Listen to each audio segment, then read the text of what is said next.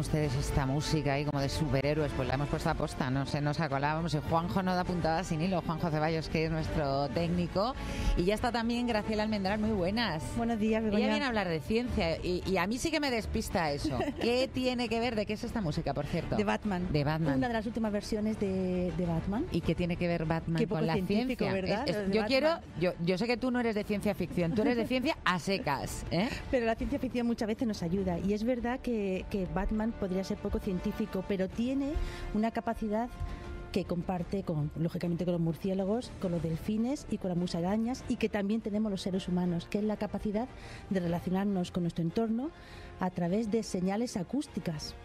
Fíjate, no es un sentido realmente, aunque es un tema que podría ser incluso controvertido, pero sí es verdad que es una capacidad que nos permite reconocer objetos, aunque estemos, por ejemplo, con los ojos cerrados, que Batman pero lo utiliza eso mucho. Armados de algún aparato, claro. No, armados ¿No? de nuestro cerebro. ¿Qué me dices? Sí, estamos muy acostumbrados a estar utilizando todos nuestros sentidos, los más conocidos, y que muchas veces ni siquiera somos conscientes de pues que yo en lo eso tenemos, estoy ¿no? discapacitadísima, ¿eh? No. Y te voy a poner un ejemplo. A ver. ¿Te has mudado alguna vez? Sí.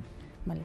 Tú normalmente estás en tu casa y cuando hablas, bien por teléfono, estás hablando con la gente, estás acostumbrada a moverte por tu casa y reconoces tu propio sonido. Claro. Pero cuando empaquetas, se va todo, se va el camión de la mudanza y tú de repente dices, adiós casa, ¿qué pasa ahí? Es verdad, ya no Ha suenan cambiado las la casa, cosas igual. Ha sí, cambiado sí. todo. ¿Por qué? Porque han cambiado los objetos, porque estás acostumbrada al eco de esos objetos, pero esos objetos te va llegando una información y como que no eres consciente de ello, ¿no? Fíjate, no había pensado en eso, tienes razón.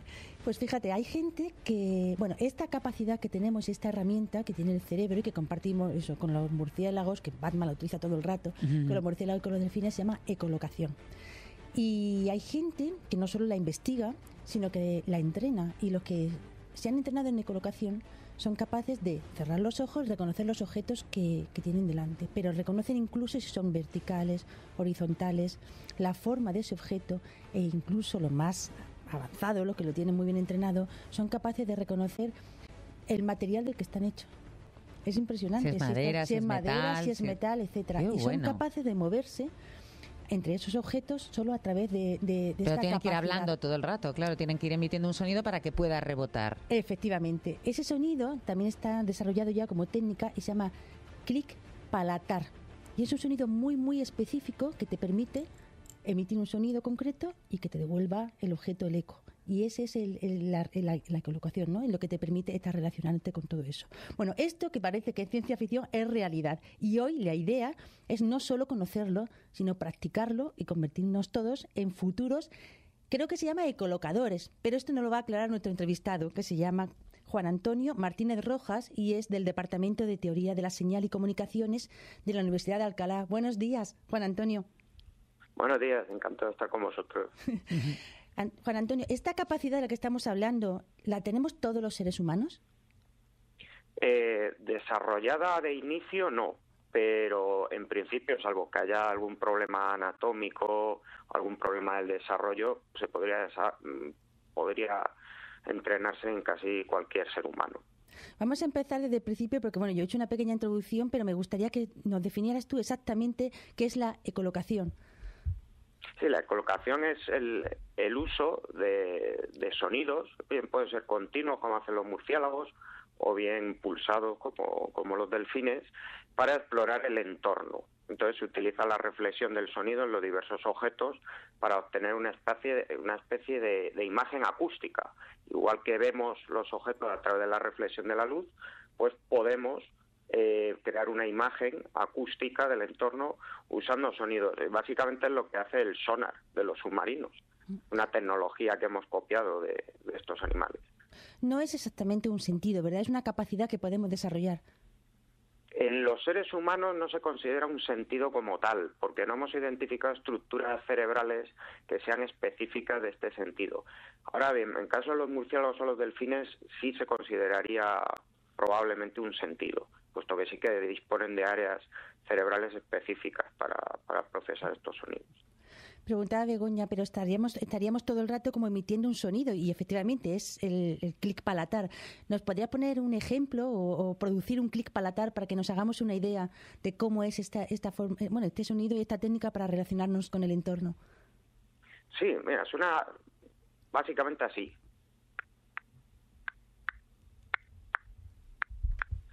puede hacer más hacia los alveolos. Es o como más chasquear hacia la lengua. Como chasquear la lengua, claro, como no te vemos, pero estás chasqueando la lengua, ¿no? Es chasquear la lengua. La diferencia está en no bajar la lengua hacia abajo, porque mucha gente lo que hace es rebote con la lengua y ahí se pierde mucha precisión. Tiene que ser un chasquido seco, lo más seco posible. ¿Te atreves a probar? No, esto es otra cosa. O sea, tenemos que poner la lengua, me imagino, en el paladar, hacia atrás y soltarla. Eso, y soltarla hacia atrás, más que hacia abajo, hacia atrás. ¿Así? ¿Y por qué este clic y no, por ejemplo, no sé, un grito o un otro tipo de sonido? ¿Por qué tiene que ser este tipo de señal? Bueno, que es una señal, ¿no?, lo que estamos produciendo. En teoría se podrían utilizar muchas señales. Lo que pasa es que desde un punto de vista acústico, la señal, cuanto más corta sea en el tiempo y más concentrada, va a tener lo que llamamos mayor componente de frecuencia, va a ser más rica en matices y eso nos va a permitir mayor precisión en la creación de esta imagen acústica. Ocurre lo mismo cuando se usa radar o sonar, que se utilizan pulsos muy cortos o con cierta estructura para que precisamente objetos que tienen formas complejas o que tienen incluso algún tipo a nivel militar, ¿no?, de camuflaje, pues digamos que le podamos pillar en alguna de estas frecuencias. Es como la diferencia entre ver en blanco y negro o ver en color. Cuanto más rico sea el contenido en matices del sonido, como ocurre con el clic palatal, digamos que vamos a ser capaces de crear una imagen acústica con más colores, más precisa. Vamos a hacer también un ejercicio de cómo practicáis vosotros este clic. Vamos a pensar que estás en una habitación y emites esta señal. ¿Qué sucede a partir de ese momento? ¿Cómo estás detectando un objeto? Sí, hay dos formas de detectar los objetos. Una de ellas es mediante la variación de los parámetros del sonido, sobre todo el tono y la intensidad. Entonces, según te vas acercando a un material, por ejemplo, una pared o un muro que refleje mucho, pues vas a notar que vas a recibir más, si es una superficie reflectora, vas a recibir más intensidad del sonido y más agudo según te vayas acercando. Lo que pasa es que eso, que es tradicionalmente lo que se ha utilizado para entrenar ecolocación, es muy sensible a ciertos parámetros como el ruido ambiente, etcétera.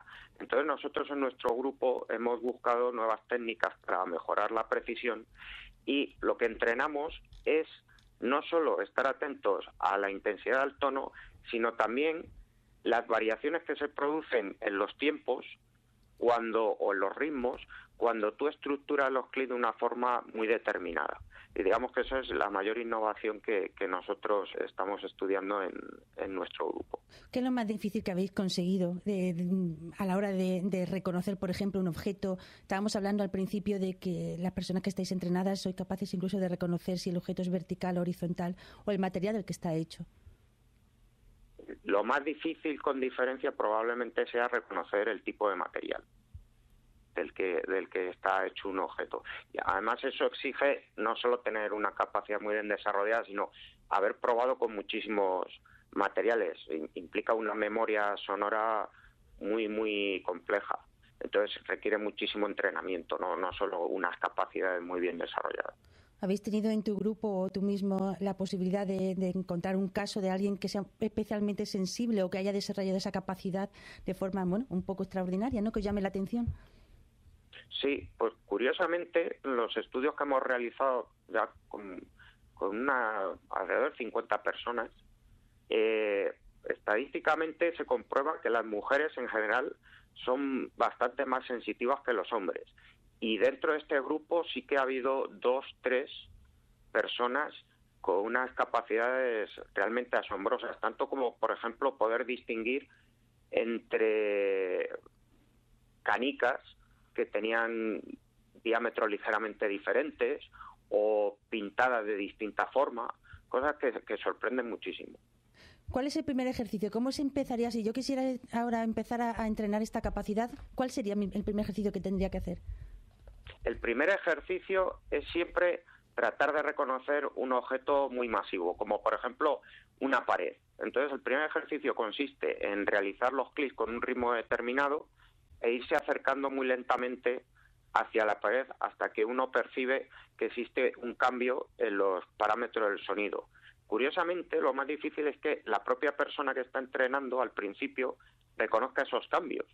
Para los que estamos fuera, los cambios son evidentes, pero la propia persona, hasta que no transcurren como 2 horas, 4 horas de entrenamiento, digamos que el cerebro no hace su propio clic y no consigue percibir que ahí ha habido unos cambios, como los bebés con el lenguaje, que al principio son capaces de percibir cualquier sonido, pero hasta que no oyen su propio idioma no van perfilando cómo es la pronunciación. Pues aquí pasa algo muy similar. Hasta que el cerebro no se da cuenta de que hay ciertos matices del sonido que indican algo como la presencia o la masa del objeto, no es capaz de percibir muy bien. Ese es el momento crítico del entrenamiento. Me imagino que al principio uno se pega unos cuantos porrazos, ¿no?, contra la pared, hasta que empiezas a acostumbrarte a reconocer eso.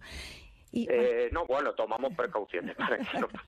Son paredes alcochadas. De todas maneras, lo que pasa es que hay tantos objetos, o sea, al final luego para ser prácticos, porque tú te pones una sola cosa delante y bueno, pues con mucho entrenamiento, muchísimas horas, me imagino que eres capaz, pues eso, de llegar a saber si lo que tienes enfrente es madera, si es un objeto más pequeño, más grande, pero luego es que en la realidad, en la vida real, tenemos un montón de objetos, unos de madera, otros de metal, eso tiene que ser ya imposible, ¿no? Sí, pero ocurre igual que con la vista. Lo que pasa es que cuando somos adultos no nos damos cuenta de la complejidad que tiene en todos los sentidos. Nosotros, para reconocer algo por la vista, no hemos visto las infinitas posibilidades o infinitos objetos que pudieran existir, o para reconocer algo por el tacto no hemos tocado todas las texturas posibles. Sin embargo, nuestro cerebro es capaz de abstraer y de hacer clasificaciones generales sobre esto. Y esa sería la clave un poco para desarrollar también la ecolocación. El problema es que hay muy pocas personas en el mundo que tengan una trayectoria lo suficientemente larga, sobre todo desde niños, como para poder desarrollar este tipo de generalización.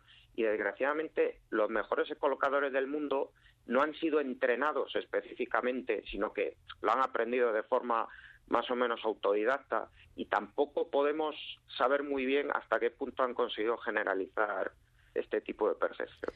Porque, Juan Antonio, esta capacidad sería muy útil para todas las personas, para empezar a pensar en ejemplos, personas con discapacidad visual, ¿no?, que le ayude a estar relacionándose con su entorno sin necesidad o complementando otras herramientas que pueden tener, como por ejemplo el bastón blanco.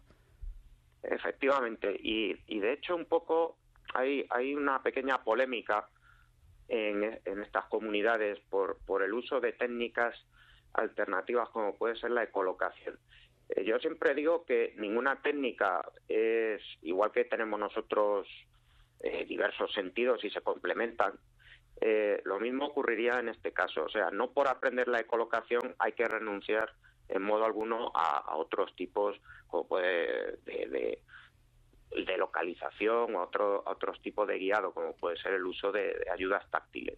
Pero sí que sería muy útil en circunstancias concretas, como por ejemplo espacios totalmente desconocidos, espacios abiertos en los cuales sería muy difícil por una exploración táctil hacerse una idea de dónde te encuentras.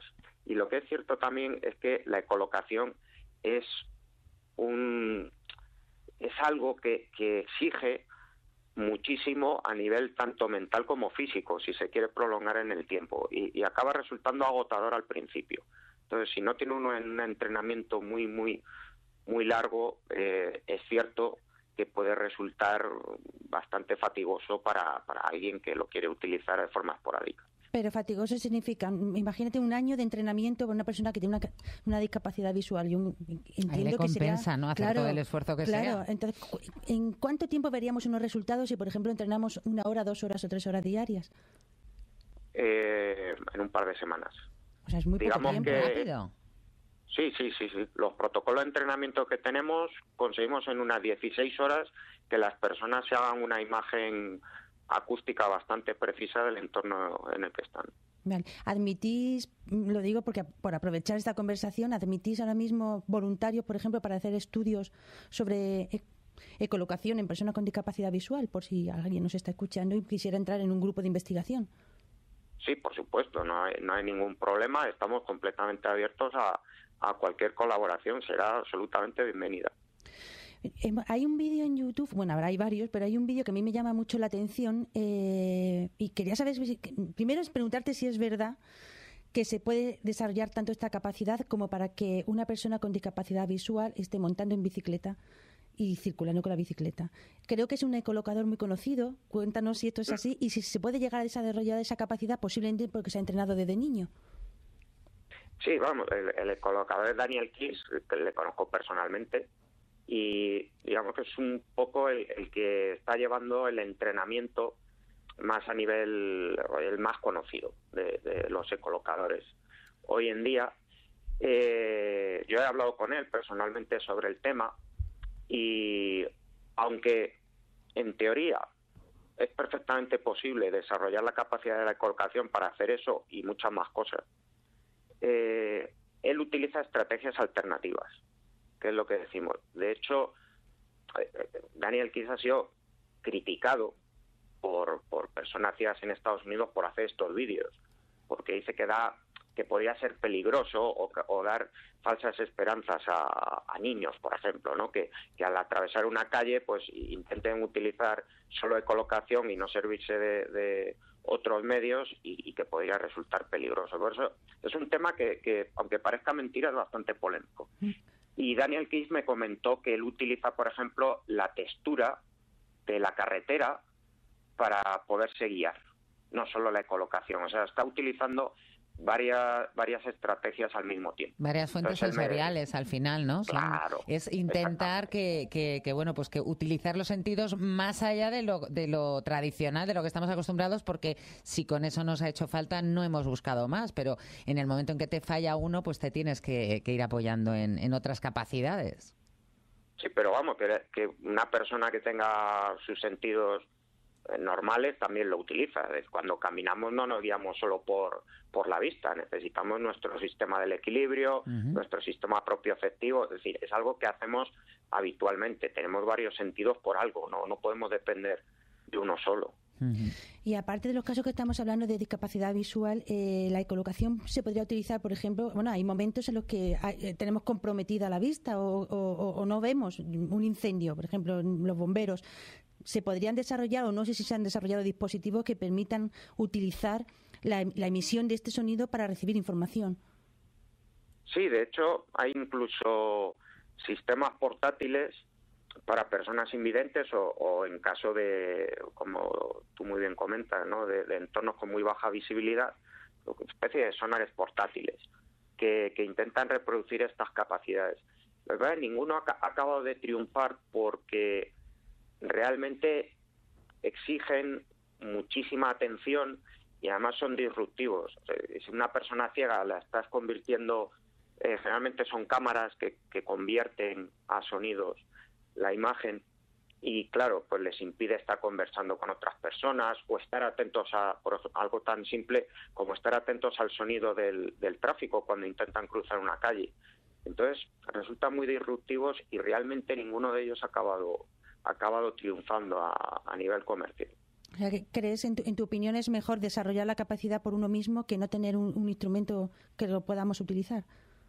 Sí. Además, por ejemplo, Daniel Kiss me comentó que el uso se había muy limitado por las baterías. Se necesitaban baterías muy pesadas, era incómodo. Con lo cual, dado que tenemos la capacidad de utilizar este sentido, yo creo que lo mejor es desarrollarlo. Vale, ¿cuál sería tu consejo entonces para desarrollar el sentido? De que empecemos cuanto antes como una capacidad y que una vez que la adquirimos, porque una última pregunta, una vez que adquirimos esta capacidad, ¿es como montar en bicicleta? ¿La vamos a tener para el resto de nuestra vida? La capacidad sí la tenemos, lo que sucede es que hay que practicar regularmente para poder distinguir lo que hablábamos antes entre diversos objetos. Si queremos desarrollar esta capacidad al máximo, hace falta practicarla de forma bastante intensiva. Pero vamos, para reconocer, por ejemplo, una puerta, el hueco de una puerta, o moverse en un entorno, en cuanto uno tiene un entrenamiento inicial, se mantiene bastante bien. Muy bien, pues muchas gracias, Juan Antonio. Yo voy a salir del estudio, si no te importa, con los ojos cerrados. Bueno, yo te ayudo, por si acaso. Mira, viene ahora las noticias. Me voy a poner detrás de ti, no porque no me fíes, sino para evitar golpes. Llega la información a Onda Madrid, volvemos enseguida.